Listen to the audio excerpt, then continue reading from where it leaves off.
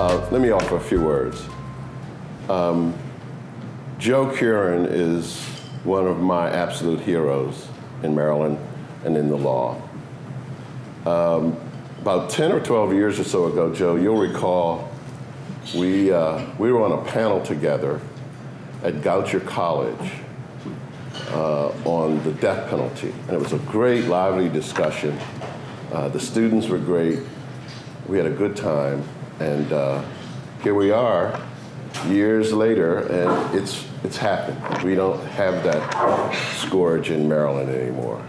And we were both very circumspect in our comments at the time, and that will always resonate with me and connect me to you. I can't believe I never worked for you. Susan Suter at my investiture when I went on the District Court of Maryland said, "Isn't it remarkable that here's Judge Davis, a guy who can never keep a job gets a lifetime appointment?" and she was right. But I never, somehow, I missed the Attorney General's office, and I regret that. It's very regrettable. I am honored, I am pleased, I thank you all very much. I'm a lapsed fellow, but I'll fix that. I just want to say what a remarkable thing it is to get an award for doing what you love and what you would do absolutely for free. And that's been my career in the law. I never wanted to be a judge. I wanted to be the best civil rights lawyer I could possibly be. And as it has turned out, in fact, most of my career I've been that in one way or another. It is just such an incredible blessing to be a lawyer. I know everybody in here knows that. All of us are seeking justice in our own way, for our own clients, under often difficult circumstances, but that's what we're after. And Mike Kelly's here tonight. And Mike paid me what probably is one of the greatest compliments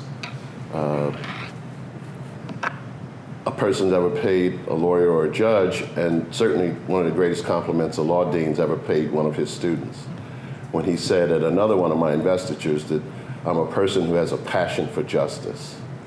And I've reflected on that over the years, and really, I think all of us lawyers fit that description. That's really what we're about.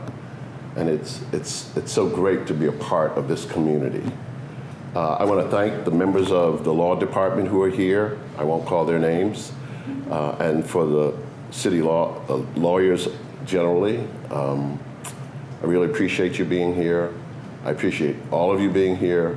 And I appreciate the work you do day in and day out in your pursuit of justice. Let me tell you what justice is. This physical metaphor came to me a couple of years ago. I was driving up a slight incline.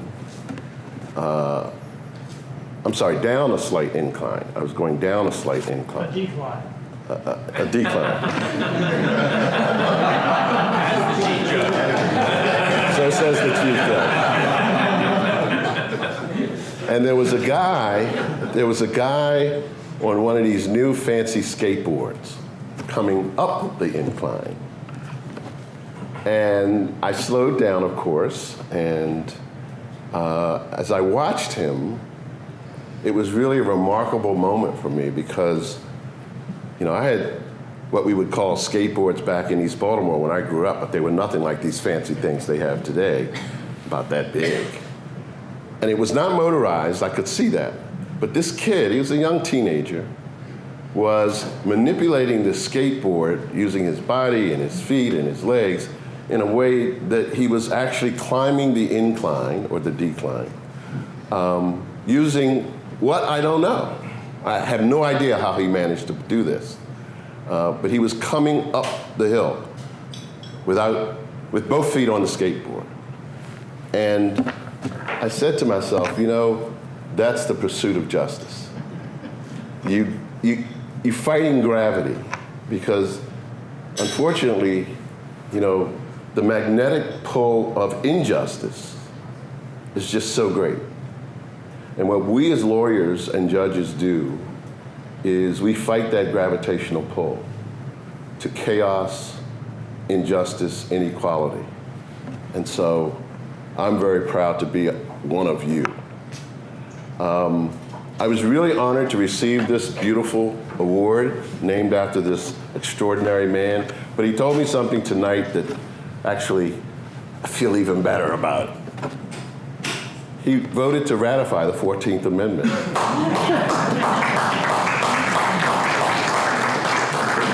Here in Maryland, as a member of the Maryland legislature. So Joe, thank you very much for lending your name to this honor. Thank you very much for your extraordinary service to the people of this state and the country. And thank you for voting for the 14th Amendment.